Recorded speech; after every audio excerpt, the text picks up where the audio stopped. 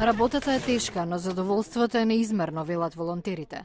Организирани преку цркви, семејства и поединци од Лос Анџелес, тие пристигнаа в Мугри за да учествуваат во проектот Голема недела, најголем регионален настан за доброто на локалните заедници во САД. Годинава целта беше да се трансформира основното училиште Логан за еден ден.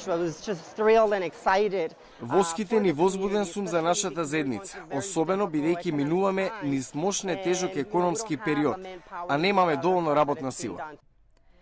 Директорот на училиштето, Луис Очоа, вели дека поради економската ситуација изминативе неколку години биле отпуштени повеќе наставници. Ситуацијата ја спасија волонтерите. Може би се нарекува Голема недела, но прерасна во 3-дневен настан. Дейвид Левинсон го започнал проектот пред 12 години со само 300 лица. Има волонтери кои се бездомници, но и филмски звезди. Сите се третираат и вредат подеднакво.